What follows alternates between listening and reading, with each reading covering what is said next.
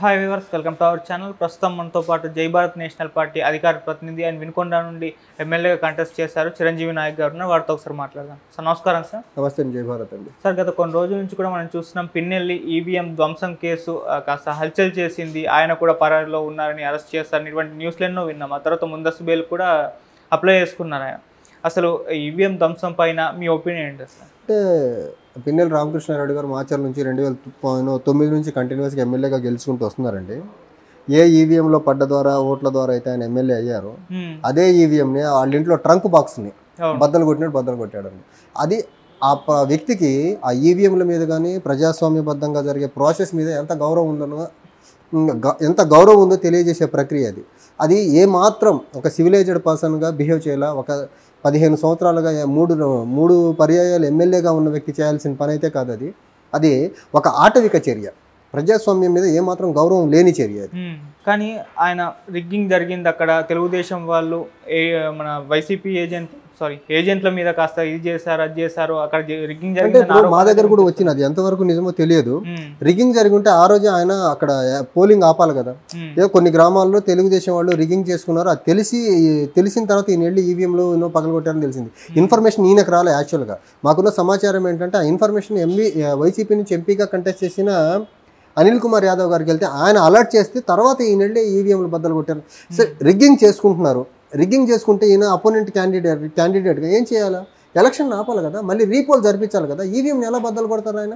ఒక పక్క ఏమో ప్రజాస్వామ్యం మీద గౌరవం లేకుండా మన టీడీపీ వాళ్ళు ఏమో రిగ్గింగ్లు చేసుకుంటున్నారు. ఇంకో పక్క ఈ వ్యక్తి అదే ప్రజాస్వామ్యం మీద గౌరవం లేని అత్యంత విచిత్రంగా ప్రవర్తించి వాళ్ళ ఇంట్లో ట్రంక్ బాక్స్ని పగలగొట్టినట్టు ఈవీఎం పగలగొట్టేస్తాడు ఈయన. అసలు ఇలాంటి వాళ్ళ మీద ఈసీ ఏ చర్యలు తీసుకోకుండా ఇన్ని రోజులు కామ్ ఎందుకు ఉంది? ఒక పక్కేమో ఒక రాజ్యాంగబద్ధ సంస్థ అయిన ఈసీ ఏమో ఇతను అరెస్ట్ చేయాలని చెప్తే వెలుగులోకి వచ్చిన తర్వాత ఇంకొక రాజ్యాంగబద్ధ సంస్థ అయిన హైకోర్టు ఏమో ఇతనికి 6వ తారీఖు వరకు అరెస్ట్ చేయండి. అరే ఇంత డే లైట్ పబ్లిక్గా ఈవీఎంని బ్రేక్ చేసిన వ్యక్తిని, ప్రజాస్వామ్యాన్ని విరుద్ధంగా బిహేవ్ చేసిన వ్యక్తిని అరెస్ట్ చేయదని హైకోర్టు మాత్రం చెప్తుంది. అసలు 6వ తారీఖు వరకు రిలీఫ్ ఎలా ఇస్తారు? అది తప్పు కదా.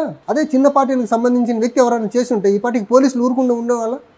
అసలు ఆ రోజు అక్కడ పీఓ కానీ, ఆర్ఓ కానీ, అక్కడ ఉన్న పోలీసులు కానీ, అపోజిషన్ వాళ్ళు కానీ, అసలు ఇంతమంది ఉండి అక్కడ ఓటర్లు కానీ అంతమంది ఉండి పిన్నెల్లి రామకృష్ణారెడ్డి అనే వ్యక్తి ఈవీఎం బ్రేక్ చేశాడని 13వ తారీఖు నుంచి 21వ తారీఖు వరకు కనీసం బయటికి రాలేదండి. బయటికి రానికుండా చేశారంటే టీడీపీ వైసీపీ కుమ్మక్క రాజకీయాలకు ఇంతకంటే బెస్ట్ ఎగ్జాంపుల్ ఏముంటుంది అసలు? ఇప్పుడు టీడీపీ వైసీపీ కుమ్మక్క అయిపోయి వేరే పార్టీని, వేరే పక్షాలని ఆంధ్రప్రదేశ్లో ఎదగనీయకుండా చేస్తుంది అన్నదానికి ఇంతకంటే ఎగ్జాంపుల్ ఏం కావాలి?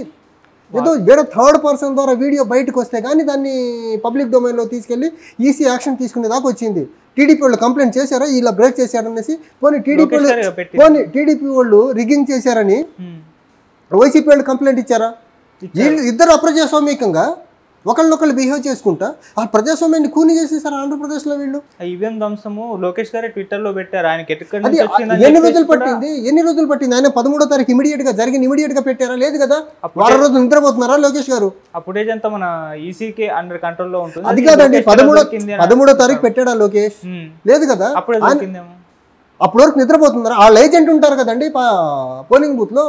వాళ్ళ ఏజెంట్ నుంచి ఇన్ఫర్మేషన్ వచ్చి ఉంటుందా వీళ్ళకు? ఇప్పుడు 40 years ఇండస్ట్రీ అంటాడు, ఎస్టాబ్లిష్డ్ పార్టీ అంటాడు, క్యాడర్ బేస్డ్ పార్టీ అంటారు. క్యాడర్ ఇన్ఫర్మేషన్ ఇవ్వదు ఆ పార్టీకి. ఇవన్నీ బయటికి చెప్పుకునే దానికి cadre based party, 40 years industry అని. When it comes to practicality దొందే ఇద్దరు. డబ్బు మధ్య లేకపోతే ఎలక్షన్ చేయలేని వీళ్ళు, రౌడీయిజం చేయకుండా ఎలక్షన్ చేయలేని పార్టీలు ఇవి. ఆ పల్నాడు రావణ కష్టంగా మార్చేశారు 2 పార్టీలు కలిసి. ఈ రోజుకు గొడవలు ఆగట్లేదు పల్నాడు ప్రాంతంలో. ఇన్ని గొడవలు జరుగుతున్నా 2 పార్టీల అధ్యక్షులు కానీ, 2 పార్టీలకు సంబంధించిన నేతలు కానీ గొడవలు చేసుకోవద్దని ఒక ప్రెస్ మీట్ పెట్టారా? ఎంత దౌర్భాగ్యం ఇది! ఇదేనా ప్రజల పట్ల వీళ్ళకుండే చిత్తశుద్ధి, అంకిత భావం? ఇప్పుడు వీళ్ళు ఆరోపిస్తున్నట్టు నిజంగా అక్కడ తెలుగుదేశం వాళ్ళు రిగ్గింగ్ చేశారంటే అక్కడే కాదు, మాచర్లనే కాకుండా మిగతా అన్ని చోట్ల కూడా రిగ్గింగ్ చేశారని అంబటి రాంబాబు గారు హైకోర్టుకి ఎక్కడం, అక్కడ కొట్టేయడం, అంటే రీపోలింగ్ జరిపించాను అని చెప్పేసి రిగ్గింగ్ నిజంగా జరిగిందంటారా? అంటే రిగ్గింగ్ జరిగిందా లేదా మేమైతే లైవ్లో చూడలేదు కదా. రిగ్గింగ్ జరిగింది అనుకోండి, అక్కడొక్క దగ్గర ఎందుకు ఆంధ్రప్రదేశ్ మొత్తం రీ ఎలక్షన్ పెట్టించండి 175 అసెంబ్లీలకి. ఎందుకు పల్నాడు ప్రాంతంలో కొన్ని బూత్లలో మొత్తం జరిపించండి. ఎలాగో మీరు ఫేర్గా టీడీపీ కానీ, వైఎస్ఆర్సీపీ కానీ, కూటమి కానీ, వైఎస్ఆర్సీపీ కానీ ఫేర్గా అయితే ఎలక్షన్ చేయలేదు కదా. డబ్బులు పంచారు, మద్యం పంచారు, కాంపిటేటివ్ డిస్ట్రిబ్యూషన్ ఆఫ్ లిక్కర్ని, మనీని పెంపొందించి ఊళ్ళల్లో ఉండే మనుషుల మధ్య వైషమ్యాలు పెంచేసి గొడవలు పడేలా చేసి మీరే కదా. ఫ్రీ అండ్ ఫెయిర్ మ్యాన్లో ఎలక్షన్ జరగలేదు కదా.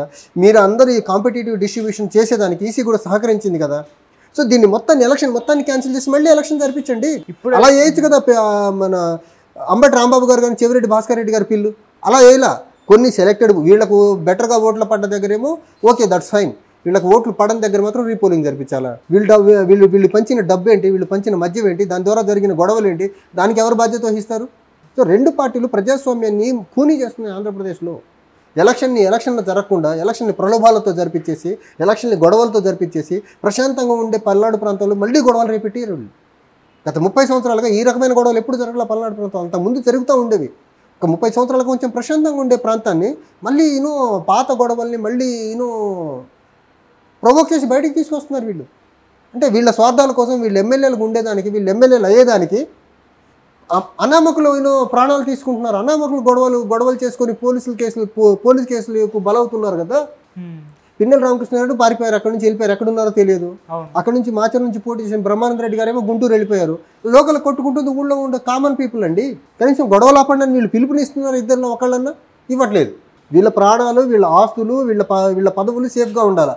ప్రజలు ఎలా కొట్టుకుని ఎలా చచ్చినా పర్లేదు. వీళ్ళకు అంత బాధ్యతారాహిత్యమైన లీడర్షిప్ చూడండి అక్కడ. అయితే వీటన్నిటికి ఇప్పటికైతే ఇరు వర్గాల వారు కూడా ఈసీని ఎక్కువగా ఆరోపణలు చేస్తున్నారు. ఈసీ పైన ఆరోపణలు అంతే కదండి. ఇప్పుడు ఈసీ ఒక పపెట్ బాడీ, ఈవెంట్ మేనేజింగ్ కంపెనీలా తయారైపోయింది election commission.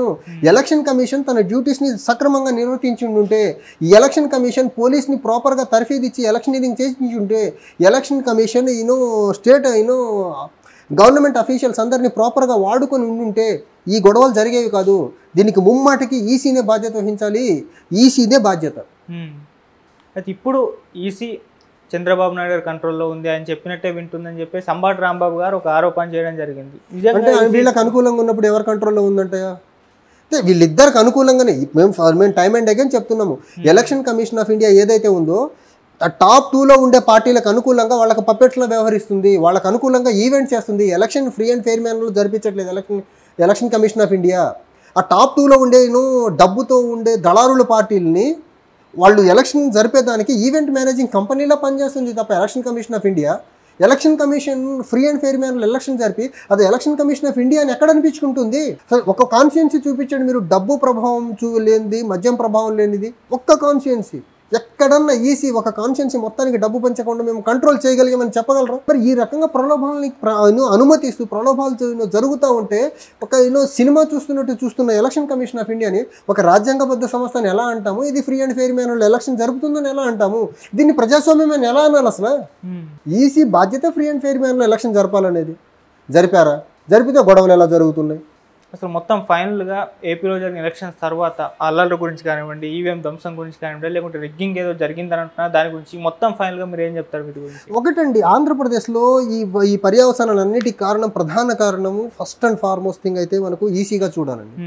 And second, EC కూడా 5 సంవత్సరాలు నిద్రపోయి ఎలక్షన్కి ఒక 4 నెలల ముందు వచ్చేసి ఏదో ఎలక్షన్ జరిపేదానికే ఒక తాపత్రపడుతుంది తప్ప 5 ఇయర్స్లో ఆ స్టేట్లో జరిగే appointment like DGP appointment, chief secretary appointment as per government procedure జరుగుతుందా, సుప్రీంకోర్టు గైడ్లైన్స్ ప్రకారం జరుగుతుందా లేదా క్రాస్ చెక్ అయితే చేయట్లేదు. ఇంకంబెంట్ గవర్నమెంట్ ఏం చేస్తుంది? వాళ్ళకి అనుకూలంగా ఉండే వ్యక్తిని సీఎస్గా, వాళ్ళకి అనుకూలంగా ఉండే వ్యక్తిని డీజీగా కూర్చోబెడుతుంది. Whether they are following the proper norms given by supreme court కానీ లేకపోతే ప్రొసీజర్ ఫాలో అవుతున్నారా లేదా ఈసీ అసలు కనీసం వాటి లోపలికి వెళ్ళి చూడట్లేదు. అండ్ ఇన్కాంపిటెంట్ పీపుల్ని డీజీలుగా సీఎస్లుగా కూర్చోబెట్టి ఎలక్షన్ జరుగుతున్న క్రమంలో ఇలాంటి గొడవలు జరుగుతుంటే ఈసీ కనీసం విజిలెంట్గా ఉండాలి కదా. లేకుండా ఈ రెండు పార్టీలకి కొమ్ము కాసేసి ఇప్పుడు ఎలక్టరల్ మనకు ఈవీఎంలలో కూడా పెద్ద పార్టీల వ్యక్తుల పేర్లే పైన ఉంటుంది, కొత్త పార్టీల పేర్లేమో కింద ఉంటుంది. అసలు లెవెల్ ప్లేయింగ్ ఫీల్డ్ లేకుండా అయిపోయింది ఎలక్షన్లో. ఈ లెవెల్ ప్లేయింగ్ ఫీల్డ్ తీసుకురావాల్సింది ఎవరు? పొలిటికల్ పార్టీస్ ఎప్పుడూ తీసుకురావు. ఈ పొలిటికల్ పార్టీలు మేము గెలవాలని కోరుకుంటున్నాయి. ఆ లెవెల్ ప్లేయింగ్ ఫీల్డ్ ఈక్వాలిటీ తీసుకురావాల్సిన ఎలక్షన్ కమిషనే కొన్ని పార్టీలకి, డబ్బున్న వ్యక్తులకు కొమ్ము కాస్తే ప్రజాస్వామ్యం ఎలా ముందుకెళ్తా ఉంది? డెమోక్రసీ ఎలా స్ట్రెంగ్తెన్ అవుతుంది? ఇదంతా సెట్ చేయాల్సిన ఎలక్షన్ కమిషను సెట్ చేయకపోతే గొడవలు ఏం జరుగుద్ది? దీనికి ఫస్ట్ కారణం ఈ పల్నాడులో జరుగుతున్న ఈ ఉదంతానికి ఆంధ్రప్రదేశ్లో ఎలక్షన్ ఫ్రీ అండ్ ఫెయిర్ మ్యాన్లో జరగకుండా ఉండడానికి ప్రధాన కారణం ఎలక్షన్ కమిషన్. సెకండ్ వచ్చేసి వైసీపీ అండ్ కూటమి. Okay sir, thank you so much. Thank you.